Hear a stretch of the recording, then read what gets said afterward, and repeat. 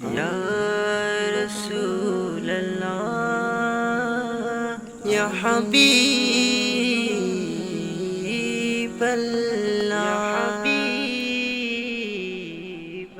মনে বড় আশা ছিল। আসসালামু আলাইকুম ওয়া রাহমাতুল্লাহি ওয়া বারাকাতু। কেমন আছেন আমার আদরের কলিজার টুকরা আপুরা? আল্লাহ সবাইকে ভালো ও সুস্থ রাখার তৌফিক দান করুন, এই দোয়া সবসময় করছি। আপুরা, আজকে আমি ফুলকপি, আলু, টমেটো দিয়ে আমি বাটা মাছ রান্না করব। তো আমি এখানে ফুলকপি কেটে এবং আলু কেটে আমি নিয়েছি, আর টমেটো কেটে নিয়েছি, আর বাটা মাছ তো দেখা যাচ্ছে। আমি বাটা মাছগুলো এবার আমি তেলে ভেজে নিব। তেলে ভেজে নিয়ে তারপরে ফুলকপি দিয়ে আমি ঝোল রান্না করব। তো চলুন রান্নার ভিডিওটি আপনারা সঙ্গে থাকুন ও দেখতে থাকুন। আপুরা, আমি ফ্রাই প্যানে সরিষার তেল দিয়ে আমি গরম করে নিলাম।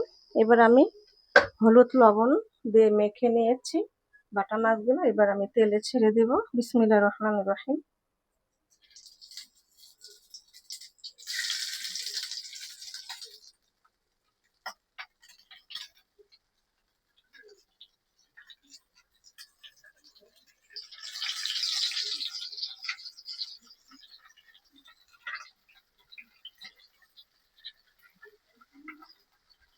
এবারে মাছগুলো আমি দিয়ে দিলাম, তেলে ভেজে নিয়ে নেব।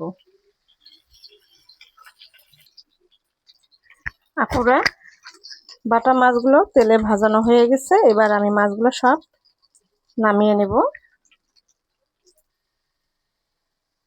এবারে আমি ফুলকপি, টমেটো, আলু দিয়ে আমি বাটা মাছ তেলে ভেজে নিলাম, ওগুলো রান্না করব। আমি পেঁয়াজ দিয়েছি, দিয়ে দিলাম সরিষার তেল, একটু হালকা ভাবে ভেজে নেব।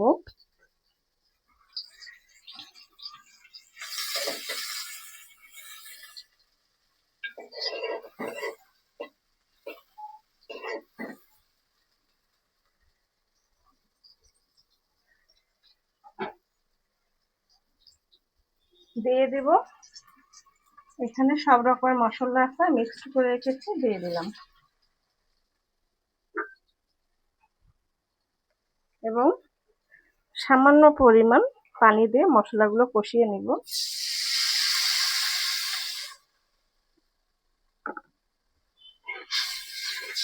মশলাগুলো কষিয়ে নিব।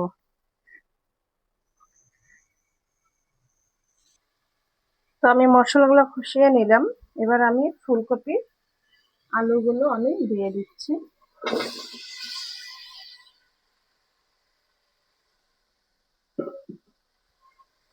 একটু ভালো করে নাড়াচাড়া করে দিব।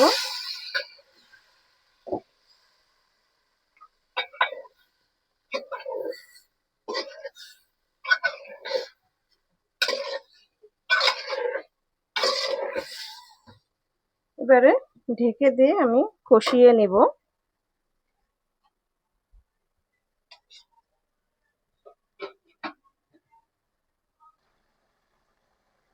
আপুরা,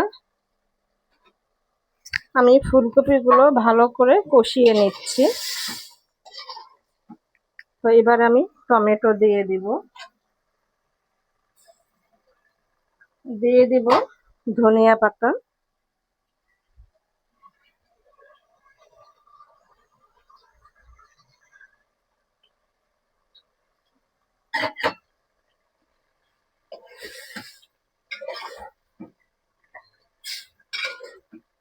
আমি আবারও ঢেকে দেব, দিয়ে ভালো করে কষিয়ে নেব।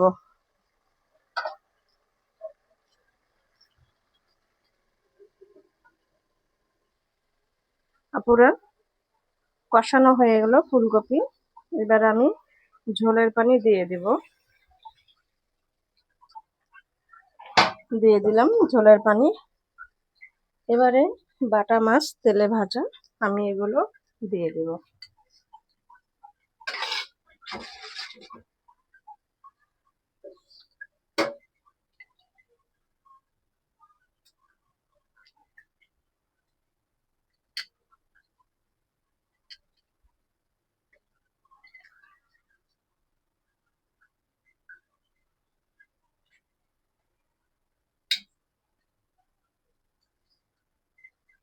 দিয়ে দিলাম।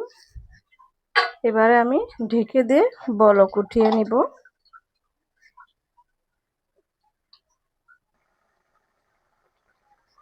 রান্না হয়ে গেল, তো আমি এবারে নামিয়ে নেব।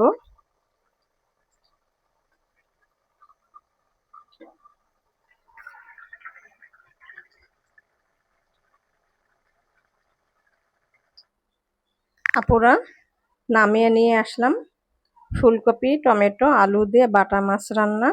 তো আপনাদের কাছে রান্নার ভিডিওটি কেমন লেগেছে অবশ্যই কমেন্ট বক্সে জানাবেন। লাইক দিন, বেশি বেশি করে শেয়ার করে দেন আপুরা। দোয়া চাই ছোট্ট রান্নাঘর চ্যানেলটিকে সাবস্ক্রাইব করতে একদমই ভুলবেন না। যারা নতুন আপুরা দেখছেন, পাশে বেল বাটনটি ক্লিক করে আমার ভিডিওর পাশেই থাকুন।